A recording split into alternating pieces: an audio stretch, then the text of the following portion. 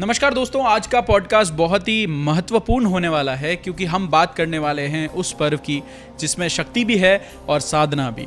हम बात करने वाले हैं नवरात्रा के बारे में। तो दिव्या जी, मुझे ये बताइए कि नवरात्रा क्यों मनाया जाता है और 9 ही रात्रि क्यों होती है? नवरात्रि की जब हम बात करते हैं तो इसके पीछे एक जो पौराणिक कथा हम सुनते आ रहे हैं, हजारों साल पहले एक राक्षस हुआ करता था महिषासुर, और जिसने ब्रह्मा जी की साधना करी केवल इसलिए क्योंकि वो सबसे शक्तिशाली और अमर होना चाहता था। तो जो ब्रह्मा जी हैं वो तो हमेशा ऐसे देव रहे हैं कि उनसे जो भी आप वरदान मांगो वो तथास्तु कहते ही थे। तो महिषासुर की तपस्या से प्रसन्न होकर जब ब्रह्मा जी आए तो उन्होंने वरदान मांगा महिषासुर ने कि मैं इतना शक्तिशाली हो जाऊं कि ना तो मुझे कोई दानव मार सके, ना कोई देवता मार सके, ना कोई पुरुष मार सके। तो ब्रह्मा जी ने तथास्तु कहा और वो अंतर्ध्यान हो गए। जब इतनी पावर आ गई तो उसके बाद में महिषासुर जो है उसको लगा अब ले दे के सृष्टि में केवल एक स्त्री बची है, वो तो मेरा कुछ बिगाड़ नहीं सकती। तो इंद्र के साम्राज्य पे हमला कर दिया। वहाँ पे देवताओं में उथल पुथल मच गई। और एज़ यूजुअली जब इंद्र जी के सिंहासन डोलते थे, जो हम कथाओं में सुनते आए, तो वो हमेशा शरण लेते थे ब्रह्मा विष्णु महेश की। तो फिर वहाँ पे ब्रह्मा विष्णु महेश जो हैं उन तीनों ने अपने तेज से एक शक्ति को प्रकट किया जो नारी स्वरूप था, माँ दुर्गा का रूप था।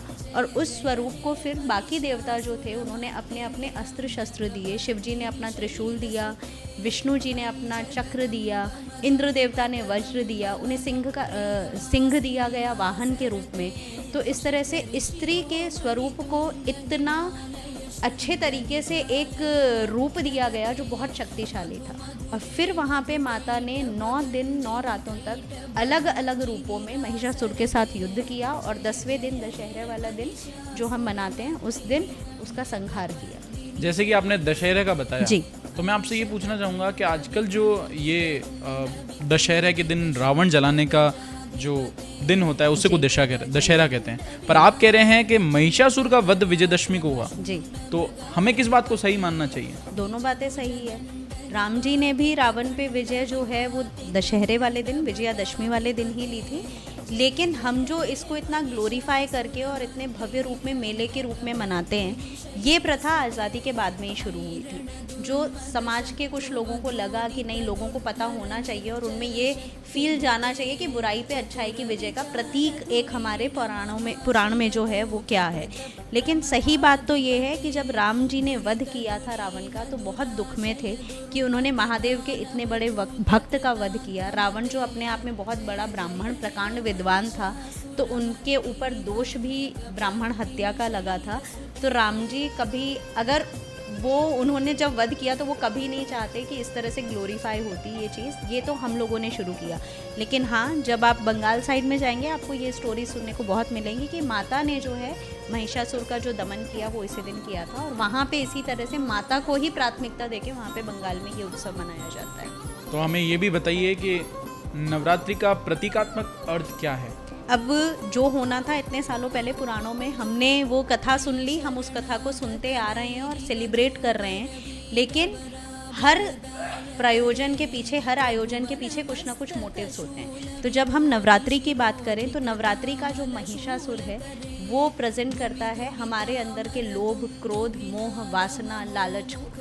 जब हम माता की बात करते हैं, शक्ति का जो स्वरूप है वो हमारे आत्मबल को, हमारे अंदर जो भगवान ने हमें जो शक्ति दी है कि इंसान इतना पावरफुल है कि दुनिया में जो चाहे वो कर सकता है। लेकिन आपकी जो शक्ति है वो हमेशा पॉजिटिव इंटेंशन के साथ में होनी चाहिए। नवरात्रि के 9 दिन जो होते हैं वो चरण होते हैं आत्मशुद्धि के। 9 दिनों में आप अपने आप को एक प्योर फॉर्म में कन्वर्ट करते हो। और 10वां दिन जो है बुराई पे अच्छाई की जीत, विजयादशमी का दिन होता है। अब आपने प्रतीकात्मक अर्थ बताया है, तो मुझे नवरात्रि के उद्देश्यों के बारे में बताइए कि क्यों हमें इस नवरात्रि को इतनी, मतलब इंडिया में इतना अहम क्यों माना जाता है? अगर उद्देश्य की बात करें इस त्यौहार को सेलिब्रेट करने की, तो सबसे पहले तो माता दुर्गा, माता शक्ति हमारा आत्मबल जो है वो उसका प्रतीक है। तो हम काम करते हैं इन 9 दिनों में अपने आत्मबल को जागृत करने की, बुराई पे अच्छाई की विजय पाने की, हमारे अंदर जो अशुद्धियाँ आती हैं उनसे अपने आप को सेपरेट करने की, उन अशुद्धियों को हमसे दूर करने की। और लास्ट में जो हमारे सनातन में हमेशा बोला गया है कि अध्यात्म जो होता है वो हमारे लाइफ का एक मोटिव हो जाता है after a certain time of period, जैसे जैसे इच्छाओं की पूर्ति होती जाती है लाइफ में, तो उस अध्यात्म को पाने की और अपने आप को और ज़्यादा ईश्वर के निकट ले जाने की। तो ये 9 दिन का उद्देश्य ये हो। ठीक है, इसी के साथ हम एक छोटा सा प्रश्न खेल लेते हैं, जिसमें मैं आपके माताओं के रूप बताऊंगा और आपको उनके गुण बताना है। बिल्कुल। ठीक है, सबसे पहले है शैलपुत्री। शैलपुत्री जो हैं वो आपके आत्मबल और शक्ति का प्रतीक है। ब्रह्मचारिणी। आपका तपस्या और ज्ञान। चंद्रघंटा। माँ चंद्रघंटा आपके शौर्य को रिप्रेजेंट करती है। कूष्मांडा। माता कूष्मांडा आपकी सृजन शक्ति जो होती है इंसान की, उसका प्रतिनिधित्व करती है। स्कंद माता। माता स्कंद जो है वो मातृत्व का प्रतीक है। कात्यायनी। माँ कात्यायनी जो है वो न्याय की देवी हैं, जस्टिस को रिप्रेजेंट करती है। कालरात्रि। माँ कालरात्रि ये हैं बुराई का नाश और अच्छाई की विजय का प्रतीक। महागौरी। माँ महागौरी हैं शुद्धता, प्योरिटी। सिद्धिदात्री।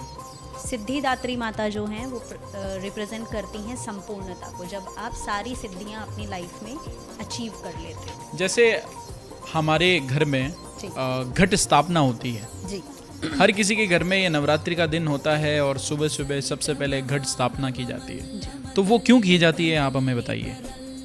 बेसिकली जब हम इस नवरात्रि के पर्व की शुरुआत करते हैं तो घट स्थापना जो की जाती है वो एक प्रतीक होता है कि हम अपने अंदर की सारी एनर्जी को, जो माता को हम समर्पित कर रहे हैं, वो हम उस घट में, उस कलश में स्थापित करते हैं, अर्पित करते हैं माता के सामने।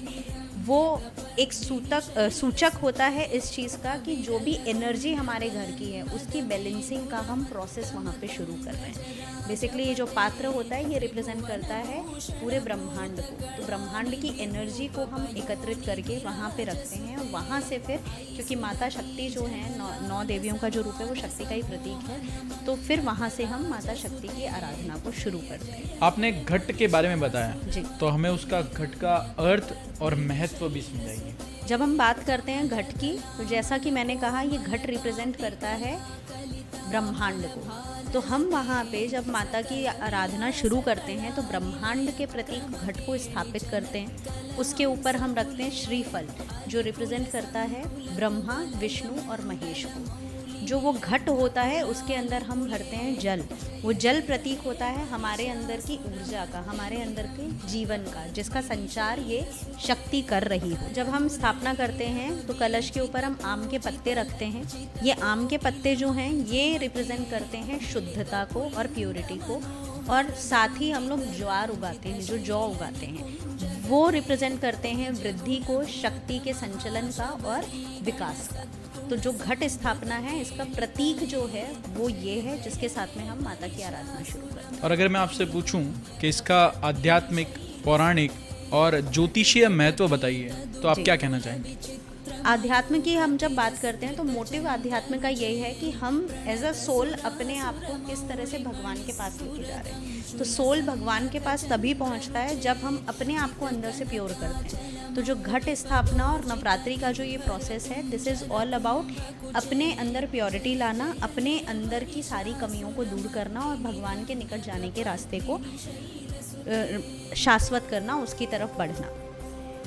पौराणिक महत्व की बात करते हैं तो पौराणिक महत्व हमेशा वही आते हैं कि जो हमारे पुराणों में कहा गया है या कई सालों से, कई वर्षों से हमारे पूर्वज जो करते आ रहे हैं। तो हमारे पुराणों में ये चीज़ लिखी गई है कि जब भी माता की आराधना की जाती है तो घट की स्थापना की जाती है, तो घट की स्थापना हम लोग करते हैं।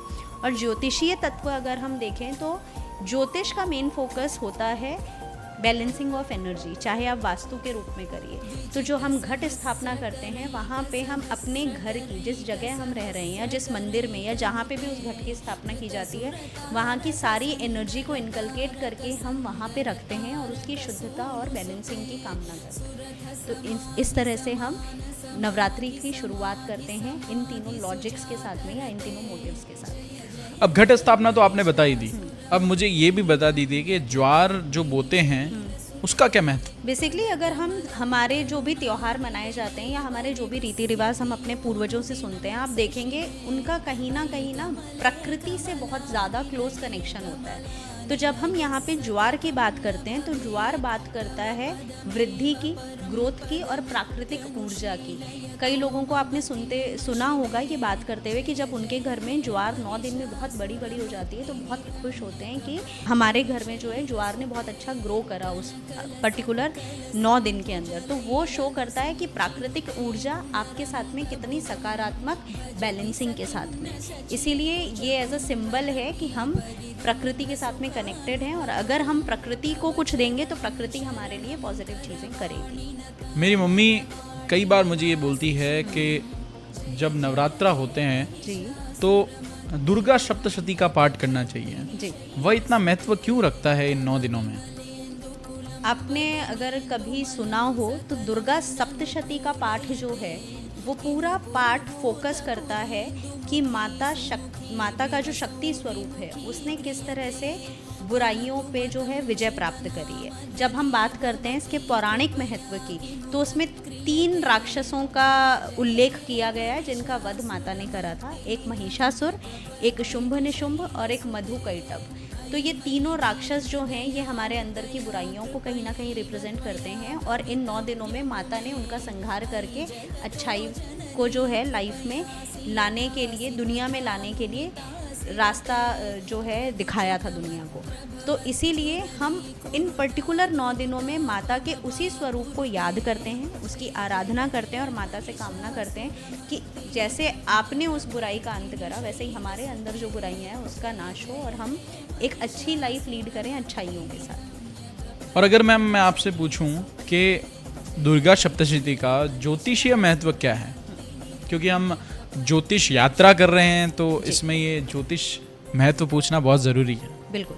तो जब हम बात करते हैं ज्योतिषीय महत्व की तो दुर्गा सप्तशती का जो पाठ है ये आपके जो कुंडली में ग्रह जो होते हैं 9 ग्रह, उसमें से कई सारे ग्रह जो हैं उनकी जो उसमें जो नेगेटिव इन्फ्लुएंस है उनको ओवरकम करके उनको पॉजिटिव करने की स्ट्रेंथ रखता है। तो जैसे अगर हम बात करते हैं तो सबसे पहला ग्रह होता है राहु। तो राहु बेसिकली क्या होता है, आपके अंदर जो माया है, आपके अंदर जो भ्रम है, आपके अंदर जो मानसिक क्लेश है, इन सब की बैलेंसिंग जो है वो दुर्गा सप्तशती का पाठ करने में बहुत हेल्प करता है। दूसरा एक ग्रह है चंद्र, जो सबसे सेंसिटिव प्लैनेट होता है और आपके इमोशंस को भी रिप्रेजेंट करता है। तो ये आपने कई बार लोगों से सुना होगा कि अगर आपको एक अच्छी लाइफ लीड करनी है तो आपका इमोशनल क्वोशिएंट बहुत अच्छा होना चाहिए। तो उस चंद्रमा को भी बैलेंसिंग करने में दुर्गा सप्तशती का जो पाठ है वो बहुत अहम रोल प्ले करता है। तो यहाँ पे हम जो डिफरेंट माता के रूपों का वर्णन करते हैं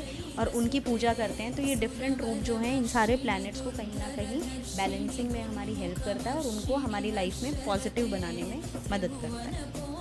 जैसे मैंने कई लोगों के बारे में ये सुना है, कोई कहता है कि मुझे साधना प्राप्ति हुई है, कोई कहता है मुझे सिद्धि प्राप्त हुई है। ये साधना और सिद्धि में क्या फ़र्क है? फ़र्क बेसिकली कुछ नहीं है। जब आप कोई साधना पूरी करते हैं तो आप कोई सिद्धि आपको हासिल होती है। बेसिकली ये मोटिव होता है किसी भी इंसान का जो किसी ना किसी इंटेंशन से किसी ना किसी ईष्ट को या किसी देवता को का पूजा पाठ करते हैं और अपने उस इंटेंशन को फुलफिल करने की प्रेयर करते हैं। तो साधना एक पर्टिकुलर टाइम पीरियड होता है, हर अलग अलग तरह की साधना लोग करते हैं, उनमें कुछ पर्टिकुलर डेज होते हैं जिसमें आपको शुद्धता के साथ सारे नियम फॉलो करने होते हैं और अल्टीमेटली ऐसा बोला जाता है कि जब आप उस साधना को पूरी तरह से कंप्लीट करते हो शुद्धता के साथ में तो जिस इंटेंशन से, जिस मोटिव से आपने वो साधना की होती है उसकी सिद्धि आपको अपने जीवन में प्राप्त होती है। तो कब और कैसे करनी चाहिए साधना, ये हमारे दर्शकों को बताएं ताकि कभी आप और हम साधना करके सिद्धि प्राप्त कर सकें।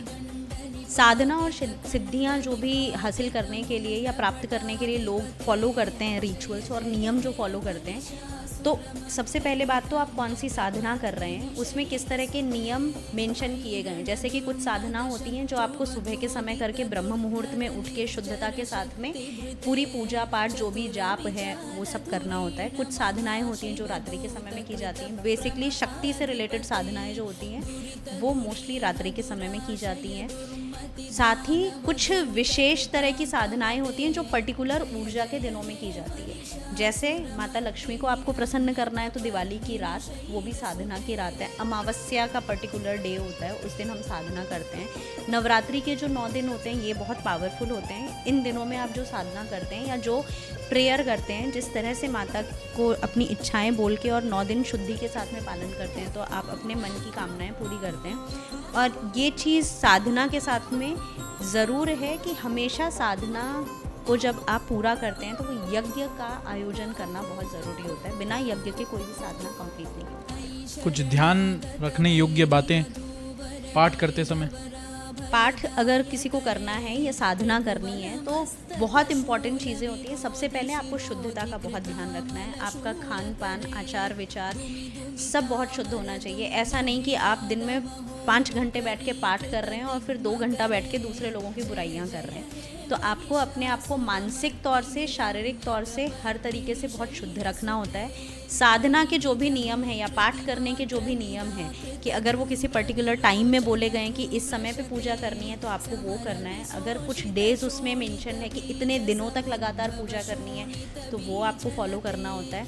आपकी इन सारी चीज़ों का ध्यान रखते हुए आप अपनी साधना को अगर पूरा करते हैं तो आपके जो साधना है उसमें जाप जो हैं, उनके नंबर्स जो हैं, यज्ञ जो है उसकी विधि जो है, यज्ञ में किस तरह की आपको सामग्री यूज़ करनी है, आपकी माला जो है, माला कौन सी होनी चाहिए जब आप जाप कर रहे हैं, तो अगर आप इन सबको फॉलो करते हैं तो साधना के सक्सेसफुल होने के चांसेस बहुत हाई हो जाते हैं। तो मैम अगर कोई पहली बार माला जाप कर रहा है जी। तो उसको क्या क्या चीज़ें ध्यान रखनी चाहिए और कौन सी माला का प्रयोग करना चाहिए? अगर हम बात करते हैं पहली बार जाप करने का, तो सबसे पहले तो माला फेरने के कुछ नियम होते हैं। आपको वो नियम पता होने चाहिए कि जब आप माला फेर रहे होते हैं तो आपकी फर्स्ट फिंगर जो है वो माला को टच नहीं करनी चाहिए। जब आप माला को जाप करना शुरू करते हैं तो माला में 108 मोती होने चाहिए, क्योंकि 108 बार हम जब जाप करते हैं तो वो कंप्लीट एक जाप माना जाता है हमारा।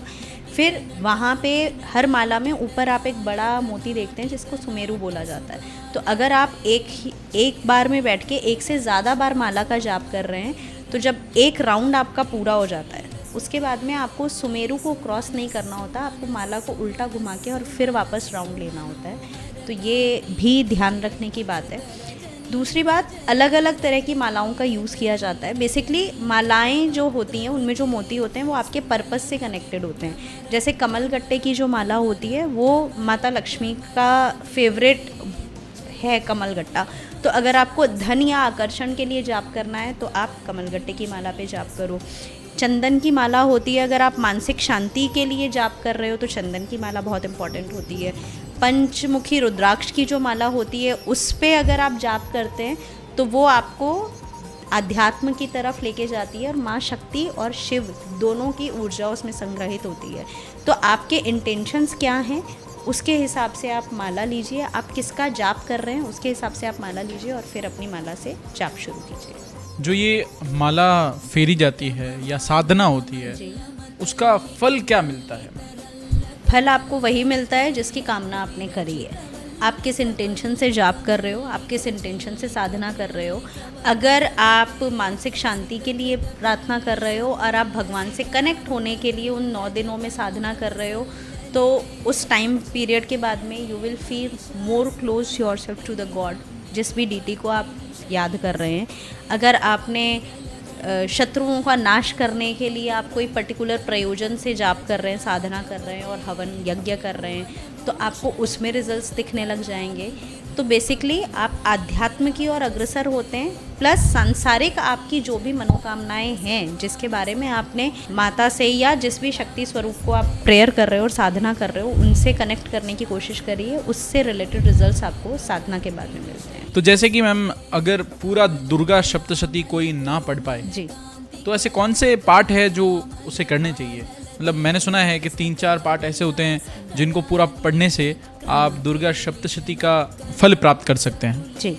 तो अगर आप दुर्गा सप्तशती का पाठ इतने दिनों में नहीं कर सकते हैं तो एक अर्गला स्तोत्र होता है जिसका आप पाठ कर सकते हैं। छोटा सा स्तोत्र मंत्र है। दुर्गा कवच है आप उसको इन 9 दिनों तक उसके द्वारा माँ को याद कर सकते हैं, उनके सामने बैठ के पूजा कर सकते हैं। दुर्गा चालीसा का पाठ है, आप वो कर सकते हैं। तो भगवान जो है वो उनको कभी भी अपने भक्तों से उन्होंने नहीं कहा है कि तुम्हें यही पाठ करना है। ये हम भक्त होते हैं जो देखते हैं कि हमारे अभी लाइफ में कितना टाइम हम भगवान के साथ बिताना चाहते हैं, भगवान के साथ हमारी इंटेंसिटी हम कितनी फील कर रहे हैं। तो उसके हिसाब से आप अपने मन से भगवान को याद कीजिए और भगवान आपको कनेक्शन फील कराते हैं, आप उनसे कनेक्टेड फील होते हैं, चाहे आप किसी भी रूप में किसी भी प्रार्थना से उनसे अपने मन की बात कहें। तो मैम इन 9 दिनों के दौरान, नवरात्रा के 9 दिनों के दौरान कौन से ज्योतिषी उपाय है जो हम कर सकते हैं? ज्योतिष की जहाँ बात आ जाती है तो सारी बातें जाके कनेक्ट हो जाती हैं ग्रहों से। अलग अलग ग्रहों के लिए हम अलग अलग उपाय कर सकते हैं। जैसे अगर आपको अपने सूर्य को पॉजिटिव करना है तो सूर्य ग्रह को पॉजिटिव करने के लिए इन 9 दिनों में एक तो माता कुष्मांडा की आराधना अवश्य करें। दूसरा जो है, आप सूर्य को सुबह सूर्योदय के समय में जैसे ही पौ फट रही होती है और सूर्य उगना शुरू होता है, आपको दिखे अपने यहाँ तांबे का लोटा लें, उसमें जल लें, उसमें कुछ गुड़ और रोली कुमकुम डाल के सूर्य को अर्घ दें और ओम घृणी सूर्याय नमः इस मंत्र का 108 बार आप जाप करें। तो ये कहीं ना कहीं आपकी सूर्य की एनर्जी को नवरात्रि के दिनों में आप पॉजिटिव कर सकते हैं, अलाइन कर सकते हैं अपने साथ। जैसे आपने सूर्य का दोष मिटाने के लिए आपने बताया, वैसे ही मैं चाहूंगा कि मंगल दोष किसी को हो तो वही 9 दिनों में क्या ज्योतिष उपाय कर सकता है? मंगल के लिए आप माँ ब्रह्मचारिणी जो होते हैं, दूसरा दिन उनका होता है, उस दिन माँ ब्रह्मचारिणी की आराधना करें। उनको लाल वस्त्र, लाल चुनरी, लाल चूड़ियाँ उनको अर्पित करें और साथ में ही मंगल का जो बीज मंत्र है आप उसका जाप कर सकते हैं इतने दिनों तक, 9 दिनों तक, इसी इंटेंशन से कि मंगल जो है वो मेरे फेवर में हो और बैलेंसिंग हो। और ये जो मंत्र है ये है ओम भौमाय नमः। तो ये 108 बार रोज़ आप इस मंत्र का जाप करें। और चंद्र दोष के लिए? चंद्रमा को अगर आपको बैलेंस करना है, अलाइन करना है, तो सबसे पहला दिन होता है माँ शैलपुत्री का। उस दिन आप माँ शैलपुत्री को सफ़ेद पुष्प चढ़ाएं, उनकी आराधना करें। चांदी की कोई भी चीज़ जो है वो आप मंदिर में रख के उसकी पूजा करें विद द सेम इंटेंशन कि इस चीज़ से मेरा चंद्रमा बैलेंस हो। और साथ ही आप इन दिनों में सफ़ेद चीज़ का, सफ़ेद वस्त्र का या दूध का दान कर सकते हैं। और बुध दोष को हटाने के लिए? बुध अगर आपको अपना बैलेंस करना है तो 5वां दिन होता है माँ स्कंद माता का दिन। तो उस दिन आप माँ स्कंद माता को जो है वो फल अर्पित कर सकते हैं। साथ ही बुध की बैलेंसिंग के लिए बुध का जो बीज मंत्र है उसका जाप आप इतने दिनों में कर सकते हैं। और अगर किसी को गुरु दोष हो तो? गुरु को बैलेंस करने के लिए माँ कात्यायनी जो हैं आप उनकी पूजा करें। माँ कात्यायनी को पीले चने की दाल जो होती है भिगोकर चढ़ाएं, पीले फल चढ़ाएं, पीले पुष्प चढ़ाएं उनको, और गुरु के बीज मंत्र का आप जाप करें विद द सेम इंटेंशन कि मेरा जो गुरु ग्रह है मेरे कुंडली में वो बैलेंस हो और मुझे पॉजिटिव रिजल्ट्स देना शुरू करे। और किसी को शनि का दोष हो तो? शनि के लिए माँ कालरात्रि, उनको आप नीले रंग के पुष्प चढ़ाइए। 7वां दिन होता है उनका, 9 दिनों में उनको नीले रंग के पुष्प चढ़ा के उनकी अर्चना करें, उनकी प्रार्थना करें और शनि के बीज मंत्र का जाप करें। और राहु केतु का दोष हटाना हो तो? राहु और केतु के लिए 8वां और 9वां दिन होता है। 8वां दिन होता है महागौरी का और अंतिम दिन जो होता है 9वां दिन सिद्धिदात्री का। तो इन दोनों दिनों पे आप धूप जलाएं माता के सामने, उनको स्लेटी रंग जो धुआं का कलर होता है या काले और सफ़ेद रंग के वस्त्र उनको चढ़ाएं और राहु और केतु को बैलेंस करने की कामना करें और उनके आगे राहु केतु के बीज मंत्रों का आप जाप कर सकते हैं। कुछ स्पेशल चीज़ें हैं जिनके बारे में मैं पूछना चाहूँगा कि 9 दिनों में क्या निवारण कर सकते हैं ज्योतिषीय। तो पहला है विवाह में विलंब। तो अगर कोई शादी का इच्छुक है, शादी की एज हो रही है और विवाह में विलंब हो रहा है, तो उसके लिए माँ कात्यायनी जो हैं उनको आप श्रृंगार की चीज़ें चढ़ाएं, उनको अर्पित करें विद द सेम इंटेंशन। उनको बोलें कि मेरे विवाह में जो भी बाधा आ रही है उसको दूर करें और मेरे विवाह के जो योग हैं उसको आप। नौकरी और व्यवसाय से रिलेटेड कुछ हो तो? जब नौकरी और व्यवसाय की बात करते हैं तो माँ लक्ष्मी को प्रसन्न करना बहुत ज़रूरी हो जाता है। तो उसमें आप श्री सूक्त स्तोत्र जो होता है उसका आप 9 दिन तक पाठ कर सकते हैं। और साथ ही अष्टमी या नवमी के दिन, जिस भी दिन आपके घर में हो, कन्याओं को अपने घर पे आमंत्रित करें और उनको भोजन ज़रूर कराएं। वास्तु संबंधित कोई दोष? अगर आप वास्तु की बात करते हैं तो आपके घर की जो नैऋत्य दिशा होती है नैऋत्य दिशा जो होती है वो होती है दक्षिण पश्चिम दिशा।